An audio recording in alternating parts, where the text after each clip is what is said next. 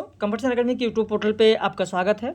आशा करते हैं कि आप लोगों की पढ़ाई बहुत अच्छी चल रही होगी, रिवीजन भी कर रहे होंगे, क्योंकि मध्य प्रदेश असिस्टेंट प्रोफेसर की जो परीक्षा है वह परीक्षा 28 जनवरी को है। 28 जनवरी को परीक्षा है। कल आप लोगों को जो मैंने टेस्ट सीरीज दिया था वह आपने देखा कि जयशंकर प्रसाद की कामायनी पर था, निराला की राम की शक्ति पूजा पर था, केशवदास की रामचंद्रिका में अंगद रावण संवाद पर था और तुलसीदास के रामचरितमानस के 7 कांड पर आधारित था। आज की जो यह टेस्ट सीरीज है, यह टेस्ट सीरीज भारत भारती पर है। भारत भारती कविता पर आधारित है, साकेत के 9वें सर्ग पर है, असाध्य वीणा पर है, नदी के द्वीप पर है, कालिदास कविता, अकाल और उसके बाद कविता, बादल को घिरते देखा है। तो 3 रचनाकारों की कविताओं पर मैंने आपको दिया है। नागार्जुन की कविता है, बादल को घिरते देखा है, अकाल और उसके बाद और कालिदास। इसके अलावा आप देखेंगे कि मैथिली शरण गुप्त की भारत भारती का अतीत खंड है, साकेत का 9वां सर्ग है और अज्ञेय की असाध्य वीणा और नदी के द्वीप। और ऐसे ही कल कुंवर नारायण, दुष्यंत कुमार, केदारनाथ अग्रवाल और दिनकर, इन पर आधारित 4 कवियों पर आधारित कल आपको दे देंगे। फिर परसों भूषण घनानंद, बिहारी, सूर, कबीर, इन पर दे देंगे। तो आपकी कविता वाला जो पोर्शन है उस पर आधारित टेस्ट सीरीज जो मिल रही है वो पूरी हो जाएगी। वैसे इससे पहले भी मैंने दिया है, ये 4थी सीरीज है, आप देख रहे हैं।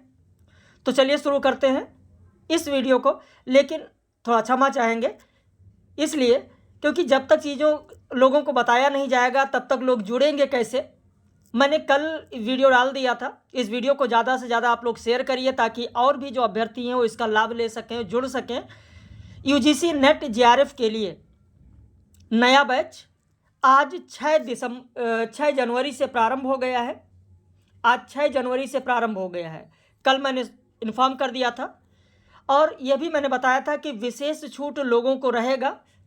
6 जनवरी यानी आज से लेकर 10 जनवरी तक विशेष छूट रहेगा। नया बैच यूजीसी नेट का प्रारंभ हो गया है। और जैसा कि पिछली बार मुझे जून में रिजल्ट मिला था all India rank 4th GRF में विनीत पांडे का, ऐसे ही देखते हैं कि इस बार का रिजल्ट यूजीसी नेट दिसंबर 2023 का रिजल्ट कैसा मिलता है। भाई जून में तो ऑल इंडिया रैंक 4th तक आया है हमारे यहाँ। तो इस तरीके से लोगों ने रिजल्ट दिया और आशा करते हैं कि इस बार भी ऐसा ही रिजल्ट मिलेगा। और आप लोग बहुत अच्छा मेहनत कर रहे हैं, जितनी चीज़ें पढ़ाई जा रही हैं बहुत अच्छे तरीके से आप उसको पढ़ रहे हैं, जो मैटर दिया जा रहा है रिवीजन कर रहे हैं। हमारे यहाँ जो सुविधाएं दी जा रही हैं वो ये है कि अगर एडमिशन लेते हैं तो कोई भी पुस्तक खरीदने की ज़रूरत नहीं है आपको। सुबह 10 बजे आपको पीडीएफ नोट्स दिया जाता है, 10 ही बजे आपको टेस्ट सीरीज दी जाती है, दोपहर में 2:30 बजे विस्तृत वीडियो लेक्चर दिया जाता है, रात में 8:30 बजे लाइव क्लास दी जाती है और परीक्षा से पहले पूरे पाठ्यक्रम का रिवीजन करा दिया जाता है। तो अगर जुड़ना चाहते हैं, आप देख रहे हैं, पहली बार देख रहे हैं, या अपने मित्रों को आप शेयर कर दीजिए, उन्हें बता सकते हैं कि ये नंबर दिया है 8052584004। इस नंबर पर फ़ोन करके, व्हाट्सअप करके फीस और सारी जानकारी ले सकते हैं। टाइम का कोई बाउंडेशन नहीं है। आप जॉब में हैं, आप बाद में वीडियो को देख सकते हैं। तो आइए शुरू करते हैं यहाँ पर और देखते हैं हम लोग आज की इस टेस्ट सीरीज को। आज की जो ये टेस्ट सीरीज है, सबसे पहले देखते हैं साकेत पर आधारित प्रश्न है कि साकेत रचना पूर्ण होने पर मैथिली शरण गुप्त ने इसकी प्रतियां किसे भेजा था। महात्मा गांधी, सरदार पटेल, महावीर प्रसाद द्विवेदी। विकल्प है 1 2 2 3 1 3 1 2 3। आपका उत्तर हो जाएगा सी 1 और 3, महात्मा गांधी को और महावीर प्रसाद द्विवेदी को। करते तुलसीदास भी कैसे मानस नाद, महावीर का यदि उन्हें मिलता नहीं प्रसाद। ये पंक्ति किस रचना की भूमिका का है। आपका उत्तर हो जाएगा बी, साकेत रचना की भूमिका में कहा गया है। 12 सर्गों में विभक्त साकेत रचना को जनवादी काव्य किसने कहा है। विश्वनाथ त्रिपाठी, बच्चन सिंह, डॉक्टर नगेंद्र, नामवर सिंह। आपका उत्तर हो जाएगा सी, डॉक्टर नगेंद्र। साकेत लिखने की प्रेरणा कवियों की उर्मिला विषयक उदासीनता लेख से मिली। यह लेख है, यह लेख किसका है, तो महावीर प्रसाद द्विवेदी का है। वैसे काव्य उपेक्षिता जो रविंद्रनाथ का है उससे भी प्रेरणा मिली है और उर्मिला विषयक उदासीनता से भी मिली है। साकेत के प्रथम प्रकाशन 1931 से कितने वर्ष पूर्व इस रचना को लिखना प्रारंभ किया गया था? आपका उत्तर हो जाएगा ए 15 से 16 वर्ष। क्योंकि जब आप साकेत पढ़ेंगे तो साकेत की भूमिका जब आप पढ़ेंगे तो वहाँ भूमिका में ये सारी चीज़ें बताई गई हैं, भूमिका में इनका जिक्र किया गया है। और ये जितना आप प्रश्न प्रारंभ से देख रहे हैं ये सब के सब प्रश्न भूमिका से ही लिए गए हैं, क्योंकि भूमिका में उन्होंने कहा है कि इस रचना को मैंने कब लिखना शुरू किया था, कितना समय हो गया है, तो इन सारी चीज़ों का जिक्र उनके द्वारा भूमिका में ही किया गया है। अगला प्रश्न देखें। अगला प्रश्न है, साकेत रचना की पंक्ति कौन सी नहीं है? जयदेव मंदिर देहली, समभाव से जिस पर चढ़ी, नृप हेम मुद्रा और रंक वराटिका, मुनि सत्य सौरभ की कली, कवि कल्पना जिसमें बढ़ी, फूले फले साहित्य की वह वाटिका, संसार रूप शरीर में जो प्राण रूप प्रसिद्ध था। आपका उत्तर हो जाएगा यहाँ पर डी, क्योंकि यह भारत भारती की पंक्ति है, साकेत की पंक्ति नहीं है, साकेत की पंक्ति नहीं है।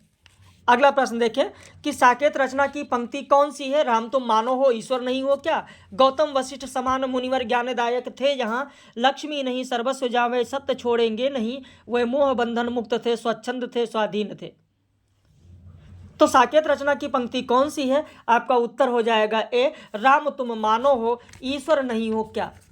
क्योंकि जब आप साकेत पढ़ते हैं, साकेत रचना अगर आपके पास है तो आप देखेंगे मंगलाचरण से पहले ही ये पंक्ति दी गई है कि राम तुम मानो हो ईश्वर नहीं हो क्या, विश्व में रमे हुए नहीं सभी कहीं हो क्या, तब मैं निरीश्वर हूँ, ईश्वर क्षमा करे, तुम ना रमो तो मन तुम में रमा करे। वैसे वैष्णव के मानने वाले थे, मैथिली शरण गुप्त वैष्णव धर्म के मानने वाले थे। साकेत रचना के मंगलाचरण में किसकी वंदना की गई है? राम वंदना, उर्मिला वंदना, लक्ष्मी वंदना, गणेश वंदना। आपका उत्तर हो जाएगा डी, गणेश वंदना।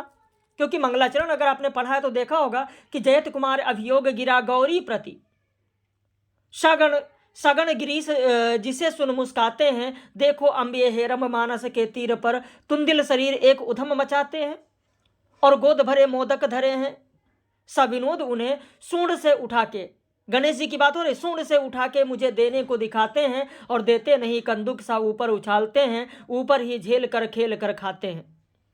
साकेत में किस रस की प्रधानता है? प्रधानता पूछा गया, बाकी ऐसा नहीं कि इसमें और रस नहीं है, और भी रस, लेकिन प्रधानता किस रस की है यह पूछा गया तो श्रृंगार रस की प्रधानता है।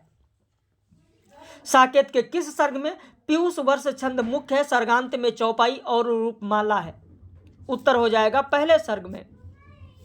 साकेत के नवम सर्ग जो कि आपके पाठ्यक्रम में है, इसके बारे में सही क्या है? राधिका छंद मुख्य है, सर्गांत में वीर और आरिल्य छंद है, मंद्राकांता द्रुतलंबित आर्या दोहा गीतिका अनेक छंद हैं, वियोगिनी वृत्त मुख्य है, सर्गांत में मालिनी और अनुष्टुप छंद है, वीर और तोटक छंद मुख्य है, अंत में मनहरण कवित और दोहा छंद है। आपका उत्तर हो जाएगा 11 का बी, ये नवम सर्ग का है। 8वें सर्ग में आप देखेंगे तो राधिका छंद मुख्य है, सर्गांत में वीर और आरिल्य छंद है। 10वें में आप देखेंगे 10वें सर्ग में तो वियोगिनी वृत्त मुख्य है, सर्गांत में मालिनी और अनुष्टुप छंद है। 11वें में आप देखेंगे तो वीर और तोटक छंद मुख्य है, और अंत में मनहरण कवित और दोहा छंद है। अगला प्रश्न है कि साकेत के अंतिम सर्ग यानी द्वादश सर्ग जो 12वां सर्ग है, इसमें प्रमुख छंद कौन सा है? आपका उत्तर हो जाएगा रोला प्रमुख छंद है। साकेत के 9वें सर्ग में किस रचना का उल्लेख हुआ है? रामचंद्रिका का, वाल्मीकि रामायण का, रामचरितमानस का, उत्तर रामचरित का? तो भवभूति की रचना उत्तर रामचरित। साकेत का जो 9वां सर्ग है, जब 9वां सर्ग आप पढ़ेंगे तो 9वें सर्ग में आपको सब भवभूति की जो बात की गई वो सबसे पहले मिल जाएगा। करुणे क्यों रोती है उत्तर में, उत्तर मतलब उत्तर रामचरित, उत्तर में और अधिक तो रोई, और मेरी विभूति है जो उसको भवभूति क्यों कहे कोई। तो भवभूति के उत्तर रामचरित की बात इसमें की गई है। साकेत के 9वें सर्ग की पंक्ति कौन सी है? मानस मंदिर में सती पति की प्रतिमा थाप, उस रुदंती वृहणी के रुदन रस के लेप से लाई है छीर, क्यों तू हट मत कर यूं पीऊंगी ना आली। आपका उत्तर हो जाएगा यहाँ पर डी। 1, 2, 3 तीनों पंक्तियां साकेत के नवम सर्ग की हैं। साकेत के नवम सर्ग की पंक्ति कौन सी है? प्रश्न संख्या 15 देखें। मिथिला मेरा मूल है और अयोध्या फूल, मेरे उर अंगार के बने बाल गोपाल, बंधु व्यथा ही तू क्यों दहका, पर पतंग पड़ ही रहता, अवध शिला का उर पर था गुरुभार। आपका उत्तर हो जाएगा डी। 1, 2, 3, 4 ये सभी की सभी पंक्तियां साकेत के नवम सर्ग की हैं। अगला प्रश्न है, अब आते हैं भारत भारती पर। भारत भारती रचना का लेखन कार्य किस वर्ष प्रारंभ किया गया था? प्रश्न संख्या 16 देखें।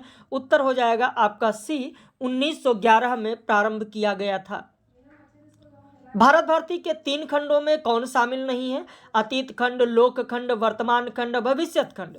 कुल 3 खंड है भारत भारती में, जिसमें लोक खंड नहीं है, अतीत खंड है, वर्तमान खंड है और भविष्यत खंड है, जिनमें से आपको पढ़ना है अतीत खंड।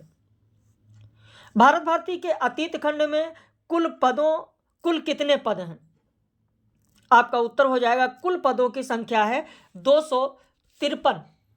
भारत भारती में 253 कुल पद हैं अतीत खंड में। वैसे वर्तमान खंड अगर आपने पढ़ा है अच्छी बात है, नहीं पढ़ा है तो आपको बता दें, कहीं पर अगर लिखना चाहें तो आप लिख भी सकते हैं। जो वर्तमान खंड है, वर्तमान खंड में कुल पदों की संख्या है 309। 309 वर्तमान खंड में कुल पदों की संख्या 309 है। और अगर भविष्यत खंड की बात की जाए, भविष्यत खंड की बात की जाए, भविष्यत खंड या भविष्य खंड, तो भविष्य खंड में कुल हैं 140। इस तरीके से परीक्षा में प्रश्न पूछा जा सकता है कि किस रचना के अंत में विनय है, किस रचना के अंत में विनय दिया गया है और किस छंद में दिया गया है। तो भारत भारती के ही अंत में विनय है, जो कि सोहनी है, ध्यान रखिएगा। तो इस तरीके के प्रश्न भी परीक्षा में बन सकते हैं। मैथिली शरण गुप्त ने कितने महाकाव्य लिखे हैं? आपका उत्तर हो जाएगा 2। साकेत रचना के लिए कौन सा पुरस्कार मिला था? आपका उत्तर हो जाएगा हिंदुस्तान अकादमी पुरस्कार मिला था। बाकी साहित्य वाचस्पति तो उनकी रचना के लिए और मिला ही है, लेकिन हिंदुस्तान अकादमी मिला है। भारत भारती खंड किस बोली का काव्य है? आपका उत्तर हो जाएगा ए, खड़ी बोली का काव्य है। भारत की श्रेष्ठता कविता किस खंड से लिया गया है? तो अतीत खंड से लिया गया है, जो कि आपके पाठ्यक्रम में है। वैसे इसमें आप देखेंगे भारत की श्रेष्ठता ही नहीं, बहुत सारी चीज़ें आपको मिलेगा। मैंने व्याख्या भी आप लोगों को कराया है, क्योंकि आप देखेंगे भारत की श्रेष्ठता है, हमारा उद्भव है, हमारे पूर्वज हैं, आदर्श स्त्रियां हैं, या हमारी सभ्यता है। तो इस तरीके से बहुत सारे खंड हैं। हमारी सभ्यता के बाद आप देखेंगे दिया गया है कि हमारी विद्या बुद्धि है, हमारा साहित्य है। हमारे साहित्य में दर्शन, धर्मशास्त्र, नीति, गीता, इन सब की बात की गई, ज्योतिष की बात की गई, अंकगणित, रेखागणित की बात की गई। तो ये सब बात की गई है। इसके अलावा कला कौशल की बात की गई है, कला कौशल में शिल्प चित्रकारी की बात की गई, वीरता है, वीरता की बात की गई, शक्ति का उपयोग है, राजस्व, बहुत सारी चीज़ें ऐसी हैं। तो ये सारी कविताएं इसी खंड में है, अतीत खंड में। किस कविता में भारत को ऋषि भूमि कहा गया है? भारत को ऋषि भूमि किसमें कहा गया है? तो भारत की श्रेष्ठता, जो भारत की श्रेष्ठता है, भारत की श्रेष्ठता में ही ऋषि भूमि कहा गया है कि भूलोक का गौरव, प्रकृति का पुण्य नीला स्थल कहाँ, और फैला मनोहर गिर हिमालय और गंगा जल जहाँ, संपूर्ण देशों से अधिक किस देश का उत्कर्ष है, उसका की जो ऋषि भूमि है वह कौन भारत वर्ष है। तो भारत की श्रेष्ठता में ही भारत को ऋषि भूमि कहा गया है। अगला प्रश्न है, भारत की श्रेष्ठता कविता में भारत को वृद्ध भारत क्यों कहा गया है?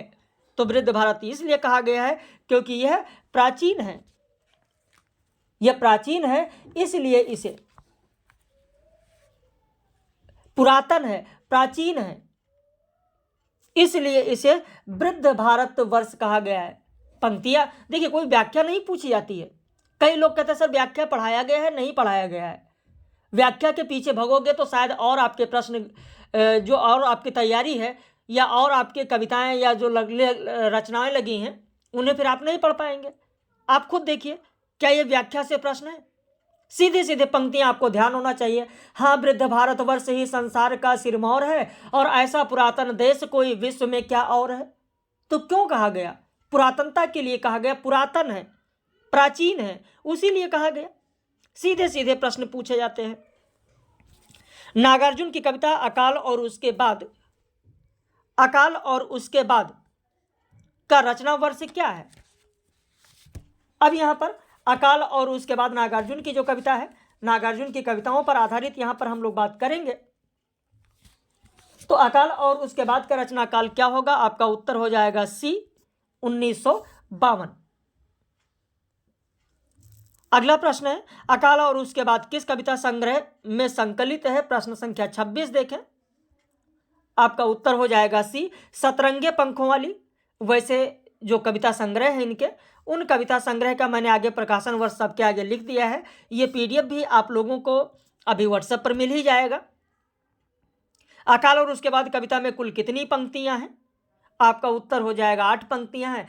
प्रारंभ की जो 4 पंक्ति है उसमें अकाल की जो दशा है उसके बारे में बताया गया, और अंतिम 4 पंक्तियों में जब घर में दाने आते हैं, अकाल से मुक्ति मिलती है, तो उस समय की स्थितियां हैं।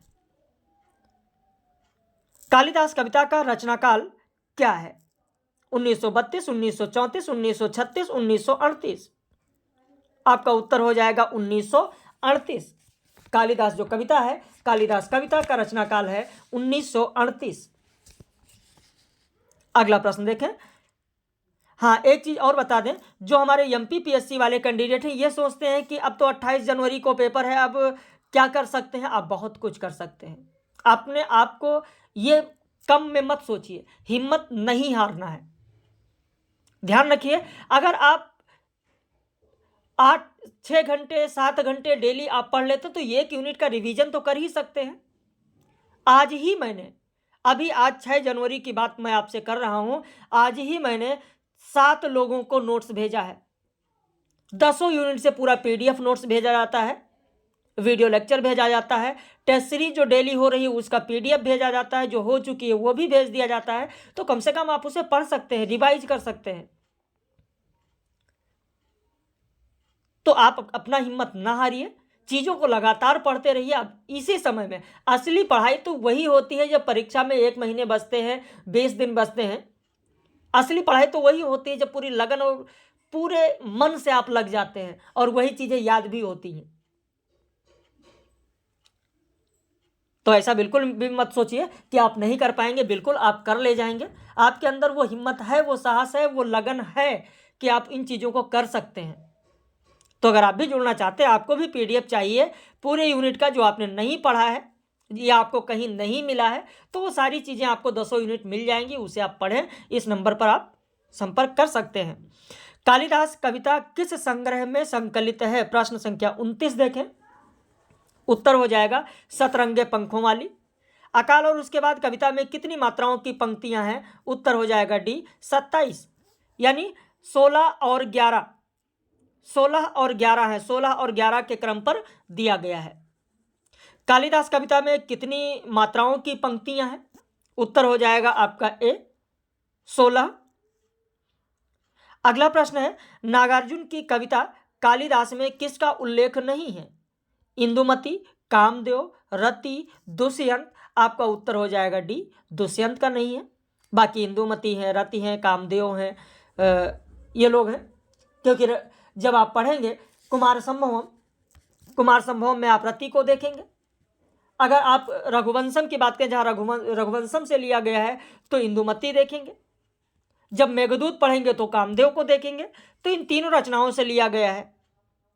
कालिदास कविता की पंक्ति कौन सी नहीं है? अमल धवलगिरी के शिखरों पर वर्षा ऋतु के स्निग्ध भूमि का नहीं ठिकाना, कालिदास के व्योम प्रवाही गंगा जल का, उन पुष्करावर्त मेघों का साथी बनकर उड़ने वाले। इनमें से कालिदास कविता की पंक्ति नहीं है, तो आपका उत्तर हो जाएगा सी।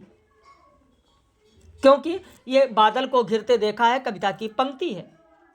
कालिदास कविता के लिए में लिए गए प्रसंग की रचनाओं का सही क्रम क्या होगा? जो मैंने बताया कि 3 रचनाओं से लिया गया, तो 3 रचनाओं का क्रम कौन सा होगा? आपका उत्तर हो जाएगा डी, रघुवंशम सबसे पहले।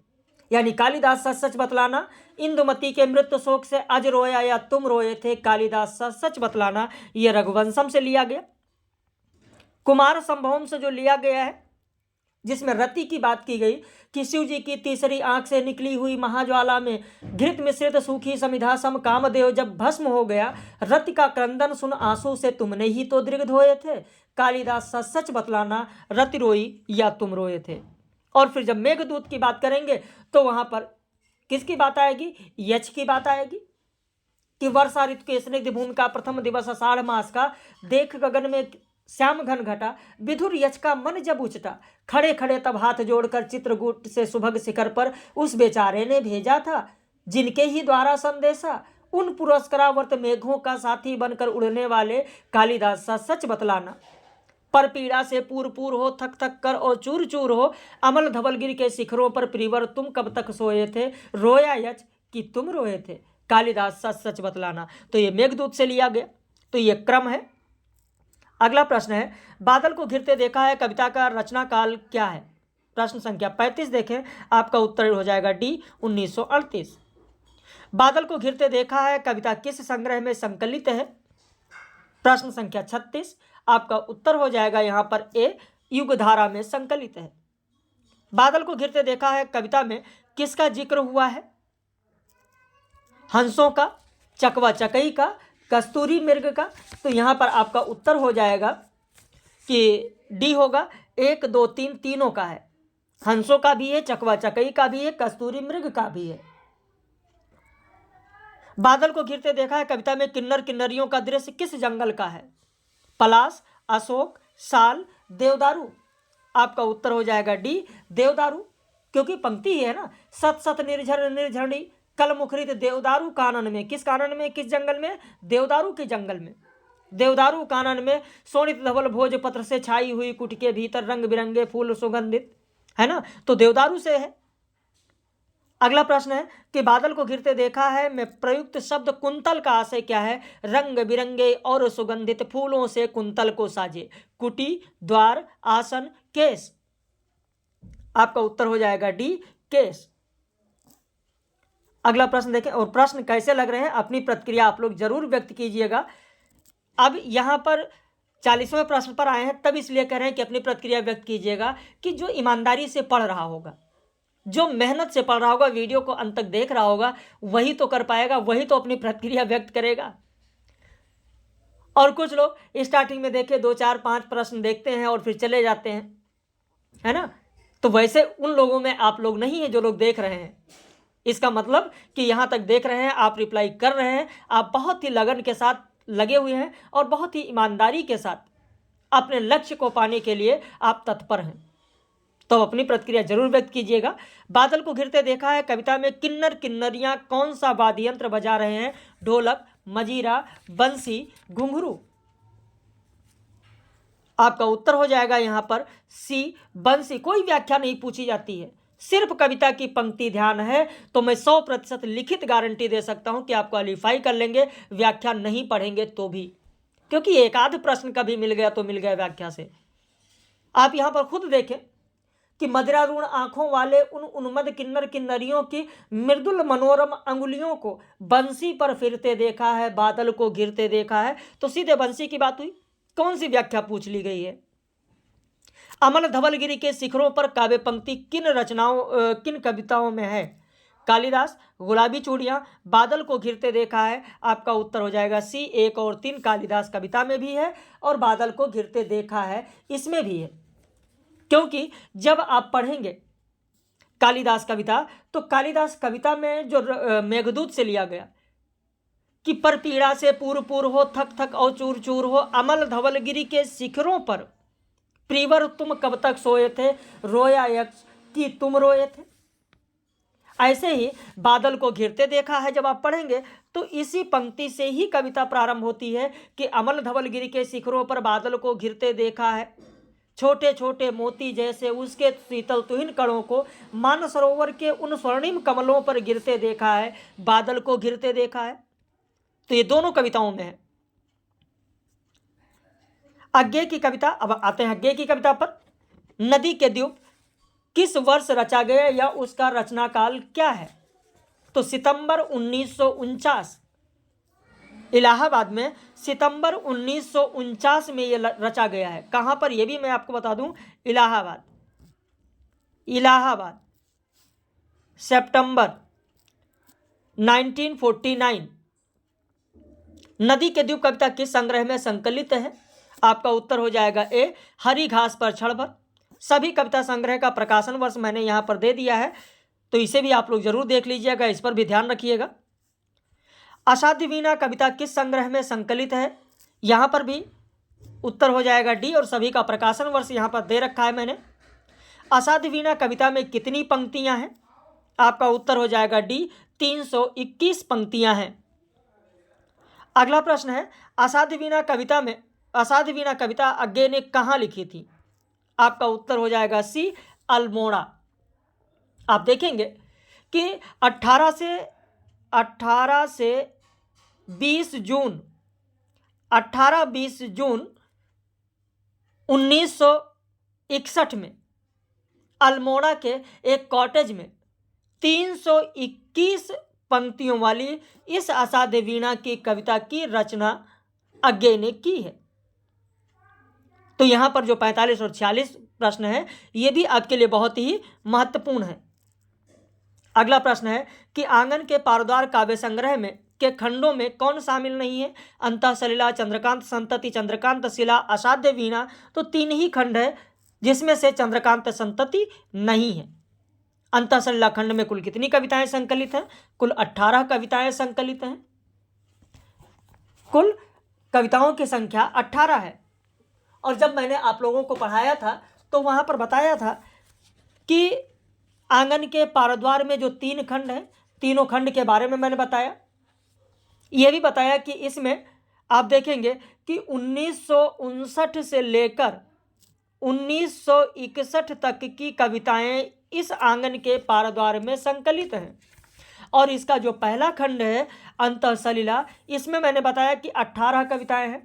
पहली ही कविता है सरस्वती पुत्र, और अंतःसलिला की अंतिम कविता है सांस का पुतला। दूसरा खंड है चंद्रकांत शिला, तीसरा है असाध्य वीणा। तो यह भी क्रम से कभी पूछा जा सकता है, ध्यान रखिएगा। असाध्य वीणा में रानी ने प्रियंवद को उपहार स्वरूप क्या दिया था?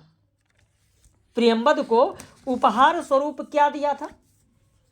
अंगूठी, नौलखा हार, मणिमाला, सतलड़ी माल। आपका उत्तर हो जाएगा डी, सतलड़ी माल।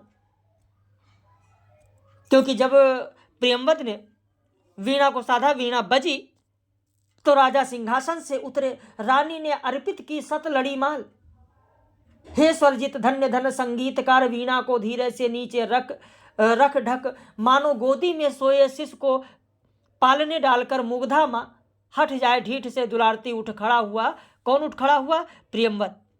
तो रानी ने सतलड़ी माल दिया। लेकिन जब वीणा बजती है तो उस वीणा बजने में पहले को कुछ और ध्वनि सुनाई दी, दूसरे को कुछ और, तीसरे को कुछ और, चौथे को कुछ और। तो इस तरीके से कहाँ तक लोगों को ध्वनि सुनाई दी? 7वां, 8वां, 9वां, 10वां। आपका उत्तर हो जाएगा बी, 8वां। क्योंकि 8वें को कुटिया की कटी मेढ़ से बहते जल की छुलछुल, और इसे गमक नट्टिन की एड़ी के घुंघरू की, उसे युद्ध का ढोल। तो इस तरीके से अलग अलग लोगों को अलग अलग सुनाई दिया और क्रम 8वां तक दिया गया है। प्रश्न कैसे लगे अपनी प्रतिक्रिया जरूर व्यक्त करिएगा। और अगर आपको भी 10 यूनिट पर आधारित test series, video lecture, PDF note, सारी चीज़ें चाहिए तो इस नंबर पर आप संपर्क करें। बाकी UGC नेट के लिए और इस वीडियो को ज़्यादा से ज़्यादा आप लोग शेयर करें, ताकि और भी जो कैंडिडेट हैं उनको भी इसका लाभ मिल सके।